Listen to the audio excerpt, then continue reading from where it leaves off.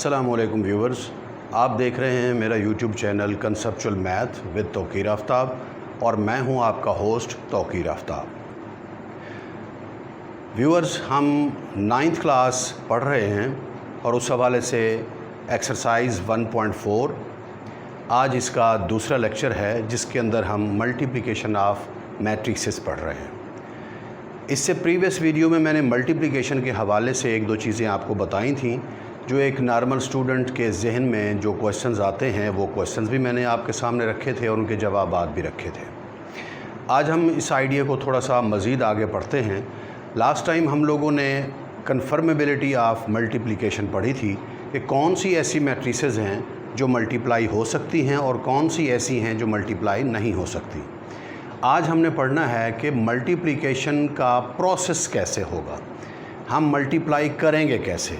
ये चेक करना तो हो चुका कि कौन से मल्टीप्लाई हो सकती हैं मैट्रिसेस और कौन सी नहीं हो सकती। आज हमने ये पढ़ना है कि हम उसे मल्टीप्लाई करेंगे कैसे। तो उसी हवाले से एक्सरसाइज 1.4 का क्वेश्चन नंबर 2 आज हम स्टार्ट कर रहे हैं। इसके कुछ पार्ट्स मैंने यहाँ पे लिख दिए हैं और कुछ इनको हम बाद में डिस्कस करते हैं। तो आइए क्वेश्चन की तरफ। क्वेश्चन है, we are given two matrices A and B. दो मैट्रिसेस हैं, ए के भी एलिमेंट्स दिए गए हैं, बी के भी एलिमेंट्स दिए गए हैं और कहा गया है फाइंड। फर्स्ट पार्ट में है ए बी और सेकंड पार्ट में है बी ए। आगे लिखा है इफ़ पॉसिबल। इफ़ पॉसिबल का मतलब ये है कि हम इसे मल्टीप्लाई हो सकता है कि ना कर सकते हो, जैसे मैंने आपको बताया था लास्ट टाइम। तो इसका फर्स्ट पार्ट स्टार्ट करते हैं। हमने फाइंड करना है ए बी। तो पहले आप मैट्रिक्स ए के एलिमेंट्स लिखेंगे 3 0 -1 0। इसके बाद हम लिखेंगे बी के एलिमेंट्स जो कि 6 और 5 हैं। सबसे पहले चेक करें कि फर्स्ट मैट्रिक्स का ऑर्डर क्या है, 2/2 है। मैं डायरेक्ट शॉर्टकट्स में मैंने लिख दिया है 2/2। और सेकंड मैट्रिक्स इसका ऑर्डर है 2/1। तो मैंने आपको बताया था कि ये दो चीज़ें आपस में इक्वल होनी चाहिए। मतलब पहली मैट्रिक्स से कॉलम्स की तादाद और दूसरी मैट्रिक्स की रोज़ की तादाद अगर इक्वल होगी तो हम मल्टीप्लाई कर सकते हैं। अब ये दोनों सेम हैं, it means that A B is possible. We can find A B, यानी product of A B is possible. अब देखें हमने मल्टीप्लाई करना कैसे है। तो उसके लिए ये होगा, अब देखिए ये जो इक्वल हैं इनको आप छोड़ दें, बाकी क्या बचा है, रोज़ और ये कॉलम। पहली मैट्रिक्स की रोज़ और दूसरी मैट्रिक्स की कॉलम्स, तो हम इन्हीं को ही आपस में मल्टीप्लाई करेंगे। अब पहली जो मैट्रिक्स है ए, उसके अंदर जो पहली रो है वो है 3 0 और जो सेकंड मैट्रिक्स है बी, उसके अंदर सिर्फ एक ही कॉलम है और उसके एलिमेंट्स हैं 6 5। तो हम इन दोनों को इन दोनों से मल्टीप्लाई करेंगे। प्रोसेस ये होगा कि आप फ़र्ज़ करें कि हमने इसको यहाँ से पिक किया और यहाँ पर इसे प्लेस कर दिया। तो 6 किधर आ जाएगा, 6 इधर आ जाएगा और 5 किधर आएगा, वो इधर आ जाएगा। ये आपने 6 और 5 या ये एरोज़ लगाने नहीं हैं, ये मैं समझाने के लिए लगा रहा हूँ। अब इनको मल्टीप्लाई करें। 6 3 क्या होता है, 6 3 18। आगे प्लस का साइन लिखें और 5 और 0 को आपस में मल्टीप्लाई करें। 5 × 0 वी विल गेट 0। नेक्स्ट, अब ये 6 5 को इस सेकेंड रो से मल्टीप्लाई करें। ठीक है, फर्स्ट रो से हो चुका मल्टीप्लाई, ये फर्स्ट कॉलम। अब इसे सेकंड रो से मल्टीप्लाई करें। 6 × -1 -6 प्लस 5 × 0, सॉरी ये 0 नहीं, ये 2 था, मैंने गलती से 0 लिख दिया, ये 2 था। अब ये 5 × 2 क्या होगा, 5 2 10। अब आपने इसी को सॉल्व करके लिखना है। तो ये आ जाएगा 18 और -6 + 10 क्या होगा, 4। तो ये हमारा आंसर है। अब आपको मैंने ये भी बताया था कि आंसर चेक करने का एक प्रोसेस होता है। वो क्या होता है कि ये जो बाकी हमारे पास रोज़ और कॉलम्स बचे हुए हैं, क्या बचा हुआ है, 2 रोज़ और 1 कॉलम। तो जो आंसर होगा उसके अंदर 2 रोज़ होनी चाहिए और 1 कॉलम होना चाहिए। तो आप देखें आंसर में कितनी रोज़ हैं, 1 2 और कॉलम कितना है, 1। ओके, तो ये इसका आंसर आ गया। अब इसके बाद नेक्स्ट सेकेंड पार्ट में कहा गया है फाइंड बी ए। तो बी ए फाइंड करने के लिए हम पहले मैट्रिक्स बी लिखेंगे, उसके अंदर है 6 5 और सेकंड मैट्रिक्स ए है, उसके अंदर एलिमेंट्स हैं 3 0 -1 2। अब देखें इसको पहले चेक करें कि हम इसे मल्टीप्लाई कर सकते हैं या नहीं। फर्स्ट मैट्रिक्स का क्या ऑर्डर है, 2/1। ठीक है, 2 रोज़ हैं और 1 कॉलम है। ये मैंने शॉर्ट्स में लिखा हुआ है, ऐसे लिखा नहीं करते इसको, ऑर्डर लिखने का प्रोसेस आप लोग ऑलरेडी पढ़ चुके हैं, तो उसी तरह से लिखना है। इसका ऑर्डर क्या है? इसका ऑर्डर है 2/2। तो मैंने आपको बताया था कि ये दोनों चीज़ें आपस में इक्वल होनी चाहिए। अब देखिए ये 1 है और ये 2 है, यानी फर्स्ट रो के कॉलम्स की तादाद 1 है और सेकंड मैट्रिक्स के रोज़ की तादाद 2 है। तो ये दोनों आपस में इक्वल नहीं है, तो it means that BA is not possible, इसलिए यहाँ पे लिखा हुआ था इफ़ पॉसिबल। तो हम लिखेंगे BA इज़ नॉट पॉसिबल और ये आपका आंसर आ गया। इसी तरह से क्वेश्चन नंबर 3 में इसका फर्स्ट पार्ट है, सबसे पहले ऑर्डर चेक कर लें। इसका ऑर्डर क्या है? 1/2 और इसका ऑर्डर क्या है? 2/1। तो देखिए ये दोनों इक्वल हैं, ठीक है, तो मल्टीप्लिकेशन पॉसिबल है। और जो आंसर है उसका ऑर्डर क्या होगा? 1/1, यानी 1 रो होगी और 1 कॉलम होगा। तो आइए देखते हैं कैसे होगा। बिल्कुल उसी तरह से जैसे इस क्वेश्चन में हम लोगों ने किया, इस कॉलम को आपने पिक करके यूँ रोटेट कर देना है, मतलब इसको यूँ कर देंगे, ये 5 इधर आ जाएगा और -4 इधर आ जाएगा। ये 5 और -4 यहाँ पर लिखना नहीं है, ये जस्ट समझाने के लिए है, ठीक है। अब मल्टीप्लाई करें 5 × 1, 5 आ जाएगा, फिर प्लस -4 × 2 -8। सिंप्लीफाई करें 5 - 8 वी विल गेट -3। अब देखें इसमें कितनी रोज़ हैं? 1 रो है। कॉलम कितने हैं? 1 कॉलम है। तो आंसर का ऑर्डर क्या होना चाहिए था? 1/1। इट मीन्स दैट हमारा आंसर ऑर्डर की हद तक सेम है, बाकी आगे कैलकुलेशन है। अगर आपने कैलकुलेशन में कोई मिस्टेक कर दी, your answer will be wrong. Next देखिए, चेक करते हैं पहले इसे। इसका ऑर्डर 3/2, 3 रोज़ हैं और 2 कॉलम हैं। इसका 2/2, तो ये दोनों इक्वल हैं। आंसर का ऑर्डर क्या होगा? 3/2, यानी जो आंसर आएगा उसके अंदर 3 रोज़ होंगी और 2 कॉलम्स होंगे। 3 रोज़ और 2 कॉलम। तो आइए देखते हैं कि कैसे होगा। बिल्कुल उसी तरह से फर्स्ट कॉलम को उठाया, यूँ रोटेट किया, मतलब इसको उठा के इधर रख देंगे, तो ये 4 इधर आ जाएगा, 0 इधर। मल्टीप्लाई स्टार्ट करें, 4 1s are 4 प्लस 0 × 2 0। नेक्स्ट इस रो से मल्टीप्लाई करें, 4 3s are 12 -12 प्लस 0 × 2 0, 0 × 0 0। अब इसकी बारी है, 4 × 6, 4 6 are 24 प्लस 0 × -1 0 आ गया। अब इसका काम ख़त्म हो गया। फर्स्ट कॉलम ये हम सॉल्व कर चुके। अब सेकंड कॉलम की बारी है। जैसे फर्स्ट कॉलम से मल्टीप्लाई किया है, बिल्कुल उसी तरह से इस सेकंड कॉलम से मल्टीप्लाई करेंगे। इस सेकंड कॉलम को उठा के इधर रखेंगे और ऐसे मल्टीप्लिकेशन कर लेंगे। अब देखें ये 5 इधर आ गया और -4 इधर आ गया।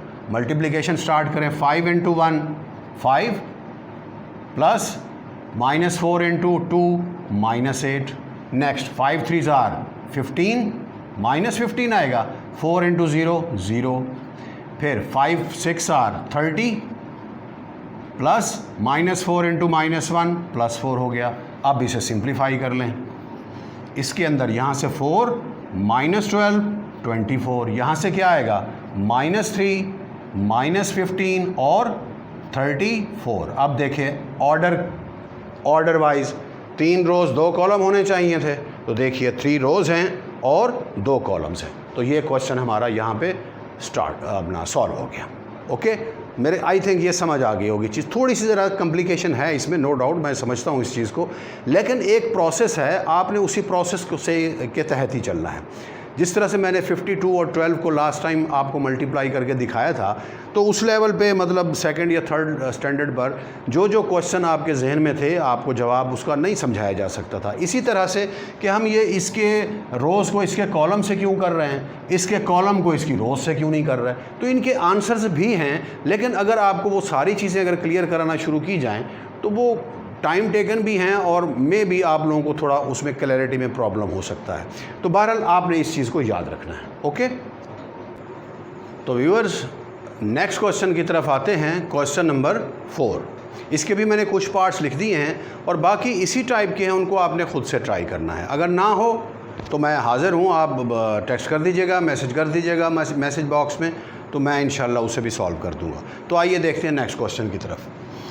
इसका बी पार्ट है, इसके अंदर हमें दो मैट्रिसेस दी गई हैं और हमें कहा गया है कि इसका प्रोडक्ट फाइंड करना। अब सबसे पहले तो हम ये चेक करेंगे कि हम इसे मल्टीप्लाई कर भी सकते हैं कि नहीं कर सकते।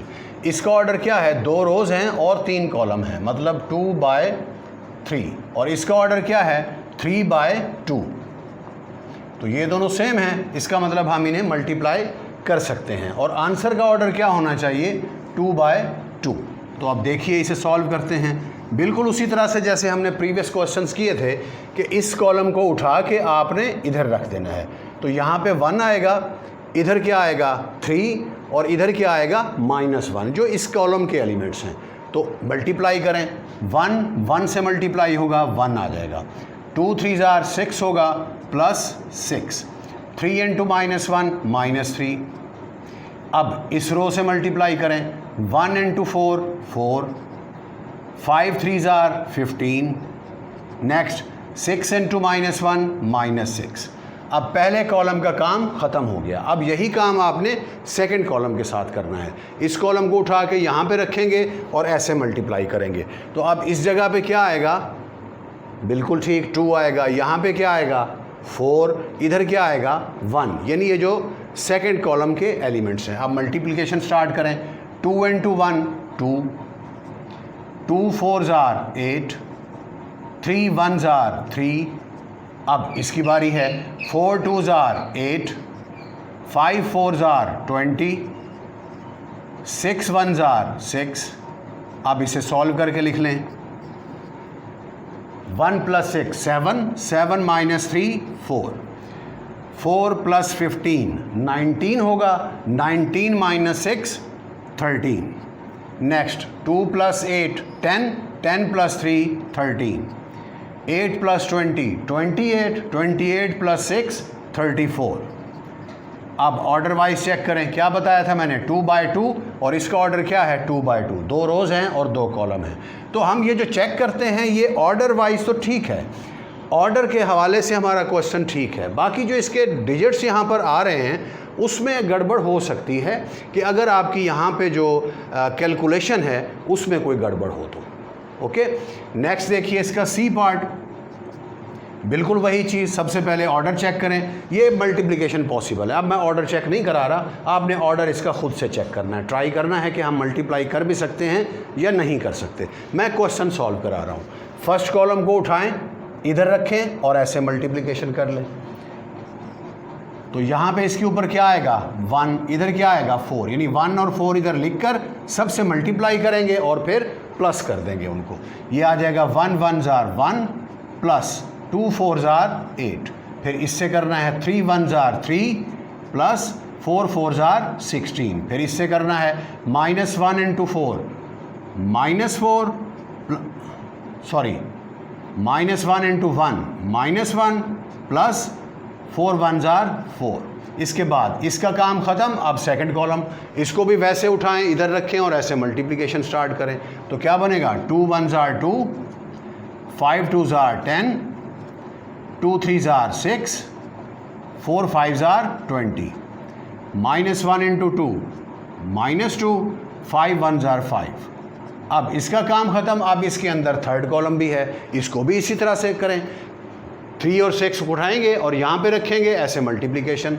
तो क्या आएगा 3 1 3 प्लस 6 2 12, 3 3 9, 6 4 24, 3 1 3 नेगेटिव, 6 1 6। अब इनको आपने सॉल्व करके लिखना है। 1 + 8 9, 2 + 12, 2 + 10 12, 3 + 12 15, 3 + 16 19, 6 + 20 26, 9 + 24 33, -1 + 4 + 3, -2 + 5 3, -3 + 6 3। ये आपका आंसर आ गया। ओके, अगर ऑर्डर वाइज चेक करना हो तो इसका ऑर्डर क्या है 3/2 और इसका ऑर्डर क्या है 2/3। ये दोनों सेम हो गए। आंसर का ऑर्डर 3/3, ये देखें 3/3 है। ठीक है जी, ये क्वेश्चन सॉल्व हो गया। नेक्स्ट क्वेश्चन की तरफ आइए। इसमें भी वही है, कॉम्प्लिकेशन सिर्फ ये है कि यहाँ पे थोड़ा सा फ्रैक्शन यूज़ हो रही है। तो फ्रैक्शन को कैसे डील करेंगे अभी हमने इस क्वेश्चन में ये समझना है। ओके, स्टार्ट इसका भी बिल्कुल उसी तरह से होगा। सबसे पहले ऑर्डर चेक कर लें, ये भी 2/2 है, ये भी 2/2 है, तो आंसर जो है वो भी 2/2 ही आएगा। तो देखिए कैसे, इस कॉलम को उठाएंगे, यहाँ रखेंगे और ऐसे मल्टीप्लिकेशन। तो 8 के साथ की कौन सा नंबर मल्टीप्लाई होगा? 2, तो 8 2s are 16। फिर प्लस 5 के साथ क्या मल्टीप्लाई होगा? -4, 5 4s are 20, क्योंकि ये नेगेटिव है तो इसलिए -20 आ जाएगा। फिर 6 से क्या मल्टीप्लाई होगा? 2, 6 2s are 12। फिर प्लस 4 के साथ क्या मल्टीप्लाई होगा? -4, 4 4s are 16, -16 आ गया। अब पहले कॉलम का काम ख़त्म हो गया, सेकंड कॉलम ये वाला, इसको उठाएं, इधर रखें और ऐसे मल्टीप्लिकेशन। अब देखें 8 से क्या मल्टीप्लाई होगा? -5/2। तो मल्टीप्लाई करके मैं रफ वर्क में कर रहा हूँ, यहाँ पे ये समझ लें कि रफ वर्क है हमारा। तो ये आ जाएगा 8 multiply by -5/2। This 2 will be cancelled, 4 2s are 8 and we will get -20। तो हम क्या लिखेंगे? -20। अब ये 5 किससे मल्टीप्लाई होगा? 4 से, 4 5s are 20 हो जाएगा, +20।